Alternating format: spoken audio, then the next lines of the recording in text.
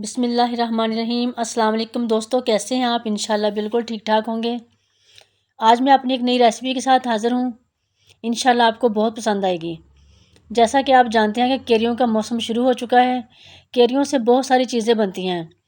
केरी से मुराद यानी कि हम पंजाबी में उसे अम्बियाँ भी कहते हैं।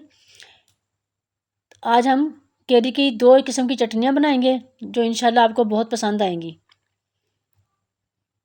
और जिसे आप खाकर बहुत लुत्फ़अंदोज़ होंगे। तो रेसिपी की तरफ जाने से पहले चैनल को सब्सक्राइब और लाइक कर दें, शुक्रिया। चलते हैं अपनी रेसिपी की तरफ।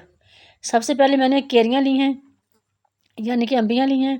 उनको मैंने अच्छी तरह साफ़ कर लिया है, धो लिया है। धोने के बाद खुशक किया है उन्हें। खुशक करने के बाद हम क्या करेंगे, ये जो उसका ऊपर वाला मुँह होता है उसको हमने पहले नहीं उतारना, क्योंकि उसमें ना तेज़ाब सा होता है, तो उसको हम आखिर में उतारेंगे। इस बात का आपने ख्याल रखना है, पहले नहीं उतारेंगे। अगर पहले उतारेंगे तो वो सारा आम को चिमट जाएगा। इसलिए पहले हम आम को छीलेंगे। छीलने के बाद हम उसको आखिर में उसको उतारेंगे, ठीक है ना। चाहे आप छुरी से काट लें उसका जो मुँह सा होता है, चाहे आप उसे पोटैटो पिलर से इसको ऊपर से छील लें। इस तरह हम अपने सारे आमों को छीलते जाएंगे। अच्छी तरह आपने इसका जो ग्रीन हिस्सा है वो सारा आपने उतार देना है। उतारने के बाद आपने उनको ऐसे छुरी से उसका जो मुँह सा है वो काट लें, या पोटैटो पिलर से काट लें। इस तरह हम अपने सारे आमों को साफ़ करके छील लिया। छीलने के बाद अब दूसरा प्रोसीजर क्या है कि हमने इन आमों को कद्दूकस करना है। कद्दूकस 2-3 किस्म के होते हैं, मोटे भी होते हैं, बारीक भी होते हैं। जिस तरह चाहें आप कर सकते हैं, ठीक है ना, क्योंकि हमने इनको कूटना ही है। अब हम इन आमों को कद्दूकस करेंगे ताकि ये कूटने में आसानी रहे। काटने से भी ये कूट हो जाए, लेकिन अगर कद्दूकस कर लेंगे तो ये बहुत आसानी से कूट हो जाएंगी।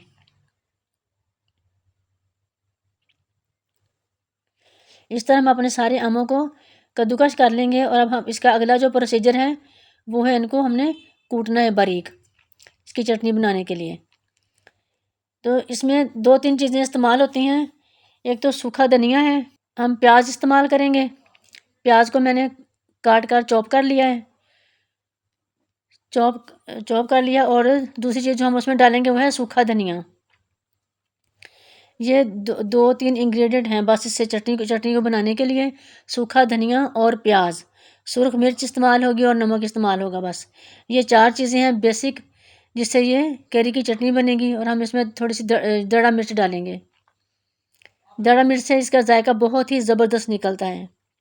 पिसी हुई लाल मिर्च भी आप डाल सकते हैं, लेकिन मैंने दड़ा मिर्च डाली। दड़ा मिर्च से बहुत ज़बरदस्त जायका बनता है।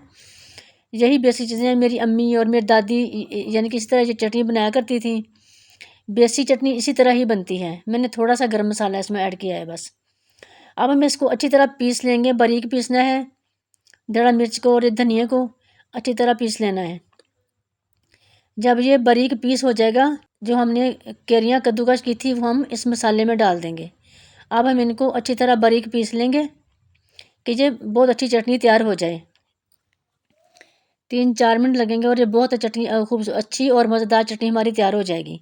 ये खाने में बहुत मज़ा आता है। गर्मी में तो ख़ास तौर पे ये चटनी खाई जाती है स्पेशल। इस तरह आपने देख लेना है, बारीक बारीक बारीक कूटना है इसको।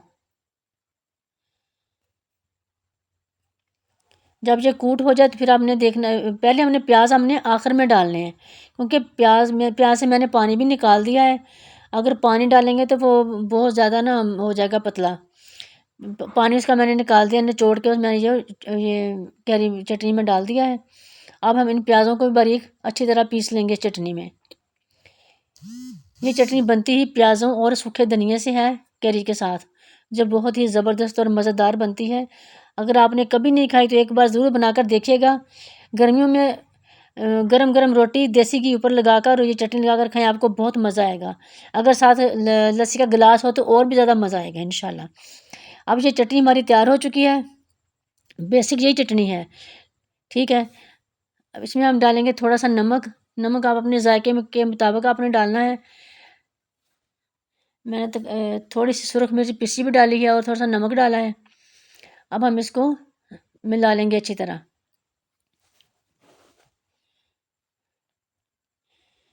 चटनी हमारी हो गई है तैयार। अब हमने, यह है खट्टी चटनी। मज़ेदार। और अब हम इसको खट्टा मीठा करने के लिए हम क्या करेंगे, थोड़ी सी चटनी हमने आधी मैंने निकाल ली है और आधी में मैंने 1 चम्मच गुड़ मिला दिया है। आप यकीन करें ये इतनी टेस्टी चटनी बनती है ना, बहुत ही मज़ेदार। इसी चटनी में मैंने ये गुड़ मिला दिया और पीस लिया है। ये हमारी बन गई है खट्टी मीठी चटनी।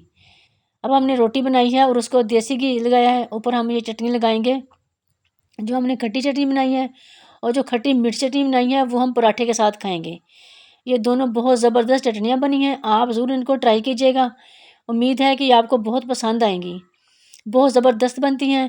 तो बनाइएगा और कमेंट्स दीजिएगा कैसी बनी। कल मिलते हैं, अल्लाह हाफिज़।